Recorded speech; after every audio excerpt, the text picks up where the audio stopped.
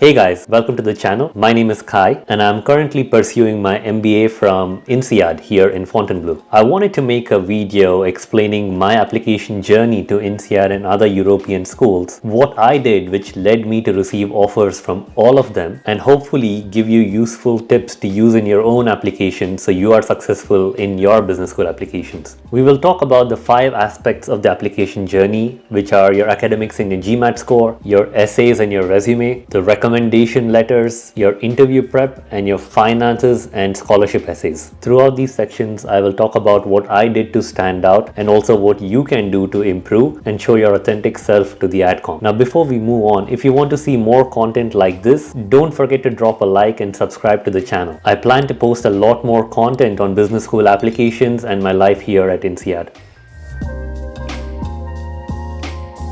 Okay, so let's talk about academics and GMAT. Does it matter? Now, I'd be a liar if I told you that it does not matter, because they honestly do, but probably not to the extent that you think they do. Now look, if you're the kind of person who scored really well in your undergrad and have really good GMAT score, then you don't really need to worry about this part of the application. But for those of us who didn't have such a great score in the undergrad, since you can't really go back in time and change those scores, the best way to offset that would be by getting a higher GMAT score. Now, because business schools are so rigorous, especially INSEAD, which kind of packs 2 years of business school into a 10-month program, what business schools are looking for via your GMAT or your undergrad scores is if you will be able to keep up with the academic. Each business school has their cutoffs. In general, the US schools have a higher cutoff for GMAT scores than European schools. In general, for Indian candidates who come from a traditional background, just because of the sheer number of applicants who apply to business schools every year, it's best to try and maximize your GMAT scores. But what I want to stress is that just having a high enough GMAT score isn't going to guarantee you admissions. In my case, I had a pretty bad undergrad score. I wouldn't say bad, it was average, and so it was important for me to use my GMAT to offset it to a certain extent. I took my first GMAT offline with about 3 to 4 weeks of preparation and got a 680, which was not very good. What I realized was that people sitting around me and constantly typing on the keyboard and the clicks was a constant distraction for me, which didn't allow me to perform at my peak. So what I decided was I'll take a few more weeks to prepare for my GMAT again and do it online this time. And so I took 1 more month to prepare and gave my second GMAT online, where I ended up scoring a 710. I knew I could do better and wanted to give a third try, but life happened and I couldn't really give that third attempt, and I decided to just submit with the 710 GMAT score. But as you can see, as an Indian IT male, I'm still here at INSEAD, so I can confidently tell you that the GMAT score isn't the only thing INSEAD looks for, or any other business school for that matter. So try and do your best and not stress too much over it. For my preparation, I used Magoosh initially. It was very helpful in terms of getting into the rhythm and understanding the different types of problems. But in order to really improve on the verbal and the qualitative aspect of the exam, I took a subscription of eGMAT and I found that extremely useful. I'll include it all in the description if you want to check it out.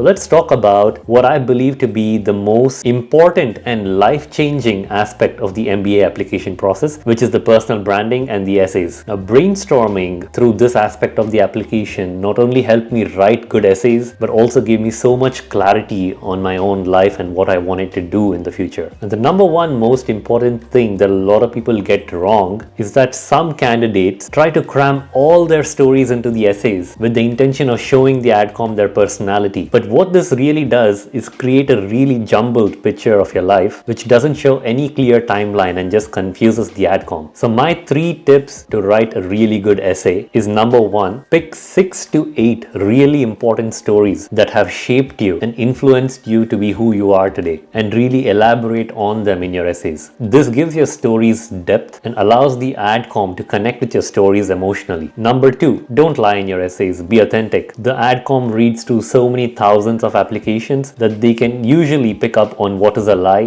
what is ChatGPT, and what is your authentic story. And number 3, make your stories coherent. That is, they have a start and an end, and make sure they have continuity in the sense that certain aspects of your story lead to the other aspects of your story. Try and add details. This will add to the authenticity of your story. Doing these 3 things will make sure the people reading your essays can really connect with you intellectually as well as emotionally, so they can vouch for you. And finally, try and have a central theme to your applications. Would you like the AdCom to perceive you as a kind, forgiving and mission-driven person? Or do you want to be perceived as a strong-willed, ambitious go-getter? It's really up to you, but make sure your stories reflect that. Personally, I approached my essays with the intention of being perceived as an emotionally intelligent, adaptive and ambitious change maker. I did this by highlighting experiences on how facing personal losses motivated me to become a trained hotline volunteer for 2+ years, or how professional challenges pushed me to learn AI, uproot my life and move to an entirely different country where I didn't know anybody or even spoke the language, and built a community for myself. I also spoke about a bunch of other situations which were similar in theme, with the intention of highlighting the fact that when I was struck with challenges, rather than let it consume me, I used them as a platform to change and elevate myself and others. Similarly, if you can pick a theme and stick to it throughout your application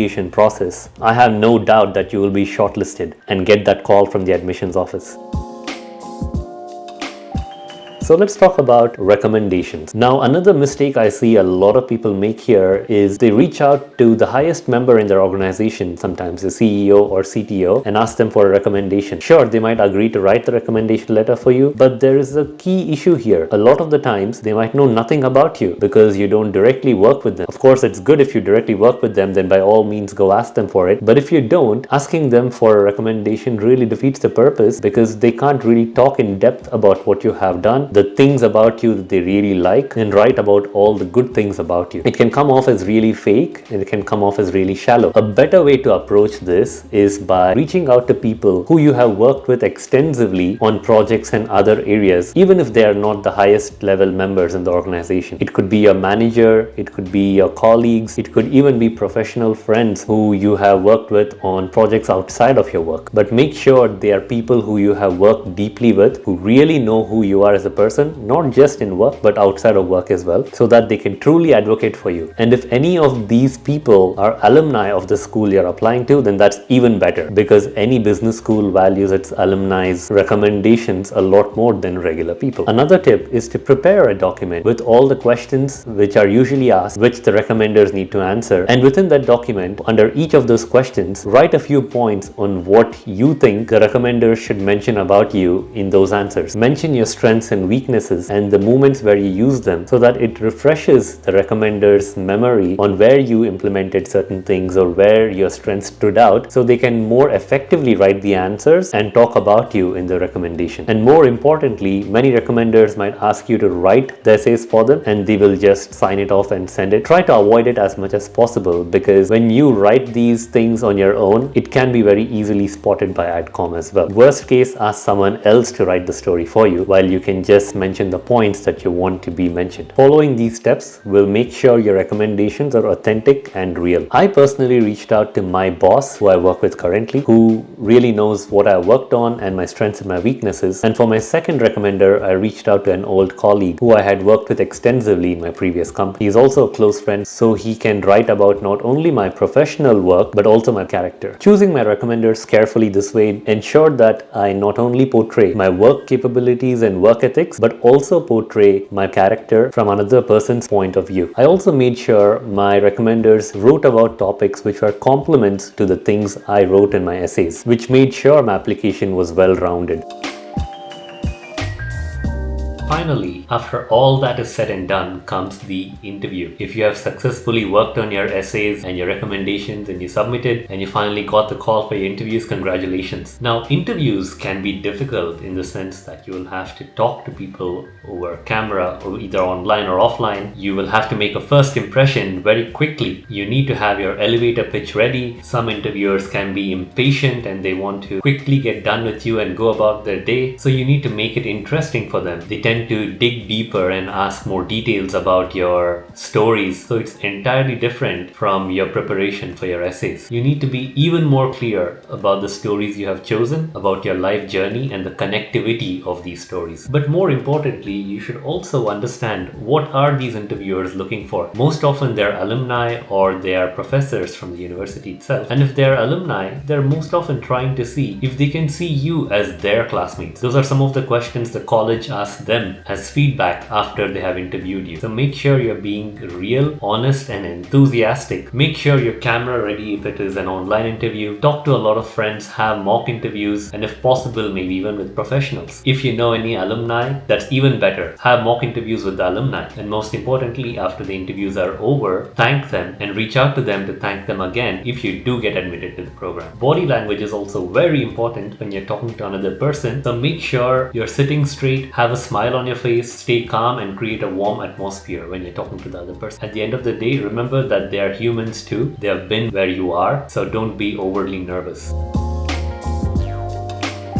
And finally, I want to talk a little bit about scholarships. Most often, scholarship essays have to be written during the application process while you're writing your essays, or after your essays are submitted and during the interview process. In the case of INSEAD, it's the second case where you have to write the scholarship essays during the interview periods. Many times, people overlook this financial aspect of their application process because they're so absorbed in writing their GMAT and writing about their essays, thinking about their life, that they forget about their finances, sometimes even saving up or thinking about how they're going to fund their education. Make sure you know all your scholarship options, not only those offered by the school, but also those offered by your own government and other financial institutions. Don't be overly optimistic about receiving scholarship. Make sure you have a plan B and how you're going to fund your MBA. After all that, you finally get that admission call offer. Congratulations. Getting those calls were one of the happiest moments of my life. I got my INSEAD call when I was in my office in the middle of a meeting. I knew it was a French number, and so I excused myself. I went out and I remember I was jumping for the next 2 minutes.